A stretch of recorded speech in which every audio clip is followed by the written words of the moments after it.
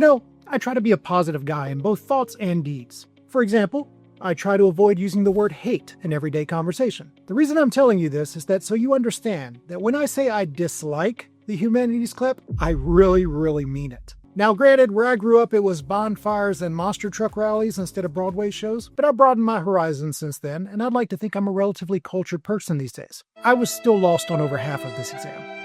The Humanities CLEP is hard to study for because of the breadth of subjects you'll get asked about. You may get asked about a certain ballet movement in one question, a famous action movie director next, shown a picture of a marble statue and asked who created it, be required to identify a Japanese haiku, and then be quizzed about an 18th century feminist author and who she was inspired by. And that might be only the first 5 questions. There are over 140 questions on this exam, and almost every one of them gave me whiplash with the constant bouncing around of topics. This was my second time taking the test, and I can honestly say I didn't see any of the same questions between the 2 exams. The College Board even gives you a little bit of a warning in the fact sheet saying, because the exam is very broad in its coverage, it is unlikely that any one person will be well informed about all the fields it covers. In other words, get ready for a lot of guessing on questions. Now listening to myself here, I sound pretty negative and we're trying to stay positive, remember? So let's talk about the good news. Ironically, the number of questions is a good thing, as it means you can answer a large number of them incorrectly and still pull off a passing score.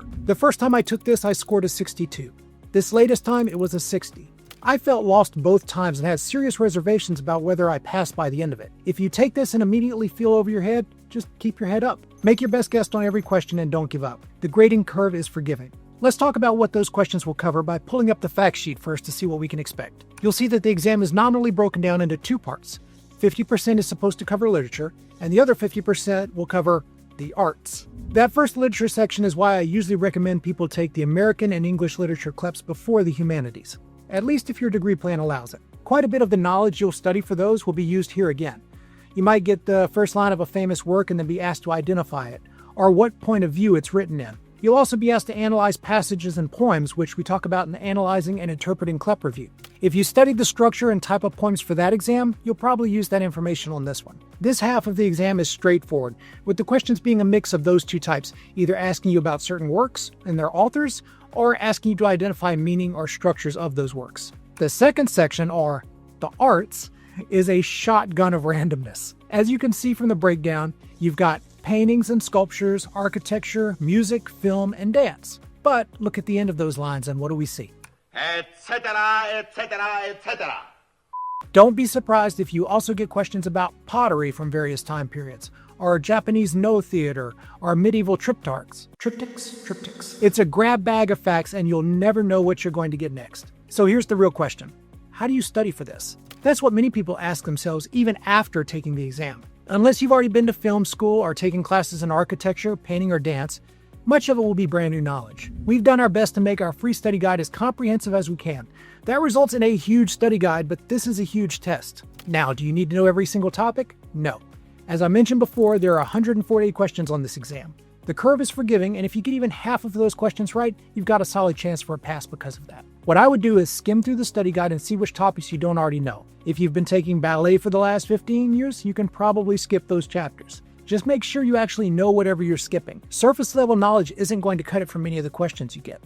Here's an example from the Humanities sample question page. I'll link this below, and I highly recommend looking at all 10 questions they have. You'll often see these topics on the real exam, and this can end up being an easy couple of points if you know them now. So for example, this one, the answer is Mary Cassatt.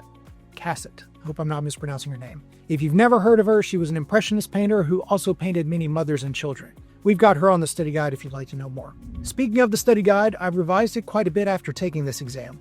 I've broken it down into sections by art type, such as dance and theater. Hopefully that will help you study more effectively and save you some time. We also have a quick prep bundle for this exam, which we'll be giving free access to for the next few days after this video drops. If you plan on taking the Humanities CLEP anytime in the next 2 months, grab access now so you can prepare even faster than our normal free material. That'll be it for this video. I'm glad to have the Humanities CLEP behind me once again.